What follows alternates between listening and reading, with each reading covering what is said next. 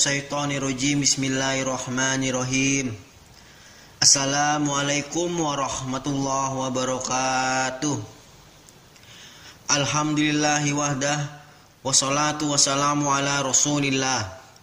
Saudara-saudaraku Sarung Dakwah Channel rahimakumullah. Kali ini kita akan membahas kisah tentang Abdurrahman bin Auf. Beliau dijuluki sahabat bertangan emas, sosok kaya raya dan dermawan. Abdurrahman bin Auf termasuk kelompok 8 orang yang mula-mula masuk Islam. Ia juga tergolong 10 sahabat yang diberi kabar gembira oleh Rasulullah SAW masuk surga, dan termasuk 6 orang sahabat yang bermusyawarah dalam pemilihan khalifah setelah Umar bin Al-Khattab. Di samping itu, ia adalah seorang mufti yang dipercaya Rasulullah SAW berfatwa di Madinah selama beliau masih hidup.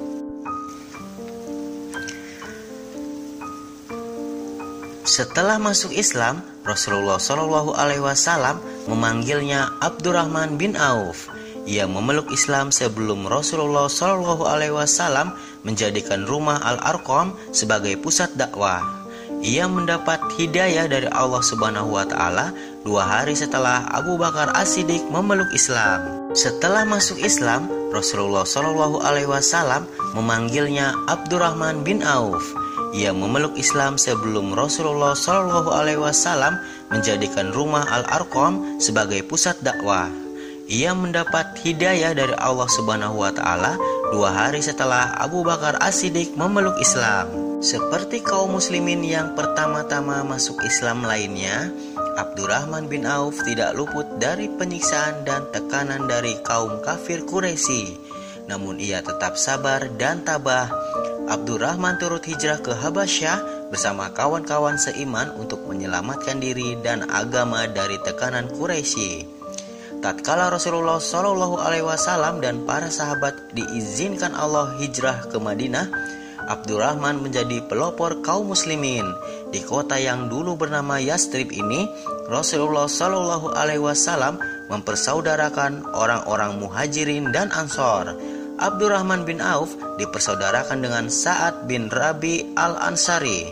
Sa'ad bin Rabi al-Ansari termasuk orang kaya di antara penduduk Madinah. Ia berniat membantu saudaranya dengan sepenuh hati. Namun Abdurrahman menolak. Ia hanya berkata, "Tunjukkanlah padaku di mana letak pasar di kota ini." Saat kemudian menunjukkan padanya di mana letak pasar, maka mulailah Abdurrahman berniaga di sana. Belum lama menjalankan bisnisnya, ia berhasil mengumpulkan uang yang cukup untuk mahar nikah. Ia pun mendatangi Rasulullah SAW seraya berkata, "Saya ingin menikah ya Rasulullah," katanya.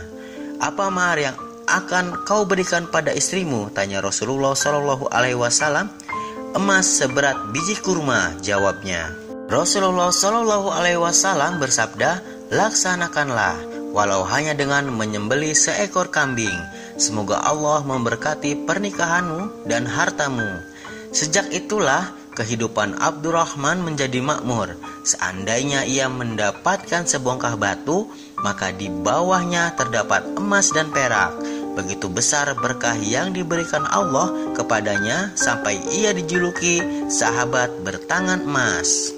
Pada saat perang Badar meletus, Abdurrahman bin Auf turut berjihad fisabilillah. Dalam perang itu, ia berhasil menewaskan musuh-musuh Allah. Begitu juga dalam perang Uhud, dia tetap bertahan di samping Rasulullah SAW ketika tentara muslimin banyak yang meninggalkan medan perang. Abdurrahman bin Auf adalah sahabat yang dikenal paling kaya dan dermawan.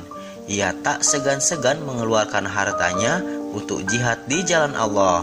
Pada waktu perang Tabuk, Rasulullah SAW memerintahkan kaum muslimin untuk mengorbankan harta benda mereka. Dengan patuh, Abdurrahman bin Auf memenuhi seruan Nabi Muhammad SAW. Ia mempelopori dengan menyerahkan 200 uqiyah emas. Mengetahui hal tersebut, Umar bin Al-Khattab berbisik kepada Rasulullah SAW, "Sepertinya Abdurrahman berdosa karena tidak meninggalkan uang belanja sedikit pun untuk keluarganya. Lalu Rasulullah Shallallahu Alaihi Wasallam bertanya kepada Abdurrahman, apakah kau meninggalkan uang belanja untuk istrimu? Abdurrahman menjawab, ya, mereka kutinggalkan lebih banyak dan lebih daripada yang kusumbangkan. Berapa? Tanya Rasulullah. Sebanyak rezeki kebaikan dan pahala yang dijanjikan Allah Subhanahu wa Ta'ala, jawab Abdurrahman bin Auf. Pasukan muslimin berangkat ke Tabuk. Dalam kesempatan inilah Allah Subhanahu wa Ta'ala memuliakan Abdurrahman dengan kemuliaan yang belum pernah diperoleh siapapun. Ketika waktu sholat tiba, Rasulullah Shallallahu Alaihi Wasallam terlambat datang. Maka Abdurrahman bin Auf yang menjadi imam sholat berjamaah. Setelah hampir selesai rakaat pertama, Rasulullah Shallallahu Alaihi Wasallam tiba, lalu sholat di belakangnya dan mengikuti sebagai makmum.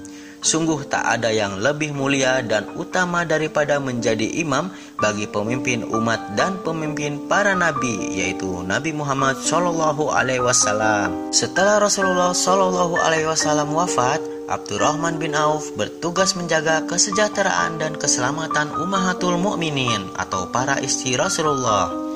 Dia bertanggung jawab memenuhi segala kebutuhan mereka dan mengadakan pengawalan bagi ibu-ibu mulia itu bila mereka berpergian.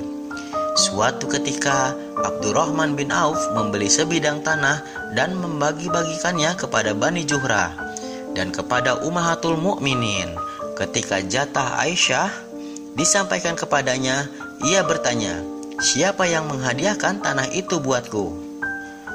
Abdurrahman bin Auf, jawab si petugas. Aisyah berkata, Rasulullah Shallallahu Alaihi Wasallam pernah bersabda, tidak ada orang yang kasihan kepada kalian sepeninggalku kecuali orang-orang yang sabar. Begitulah doa Rasulullah Shallallahu Alaihi Wasallam bagi Abdurrahman bin Auf terkabulkan. Allah senantiasa melimpahkan berkahnya sehingga ia menjadi orang terkaya di antara para sahabat. Bisnisnya terus berkembang dan maju, semakin banyak keuntungan yang ia peroleh, semakin besar pula kedermawanannya. Hartanya dinafkahkan di jalan Allah, baik secara sembunyi-sembunyi maupun terang-terangan. Walau termasuk konglomerat terbesar pada masanya, namun itu tidak mempengaruhi jiwanya yang dipenuhi iman dan takwa. Berbahagialah Abdurrahman bin Auf dengan limpahan karunia dan kebahagiaan yang diberikan Allah kepadanya. Ketika meninggal dunia, jenazahnya diiringi oleh para sahabat mulia seperti Sa'ad bin Abi Waqqas dan yang lain. Dalam kata sambutannya, Khalifah Ali bin Abi Thalib berkata, engkau telah mendapatkan kasih sayang Allah dan engkau berhasil menundukkan kepalsuan dunia. Semoga Allah selalu merahmatimu. Demikianlah kisah yang dapat kami sampaikan tentang Abdurrahman bin Auf, sosok sahabat yang dijuluki bertangan emas dan sosok sahabat kaya raya dan dermawan. Wallahu a'lam bishawab. Semoga video ini bermanfaat dan menambah keimanan kita. Yang benar datangnya dari Allah dan yang salah dari saya sendiri. Subhanakallahumma wa bihamdika asyhadu alla ilaha illa anta astaghfiruka wa atubu ilaik. Wassalamualaikum warahmatullahi wabarakatuh.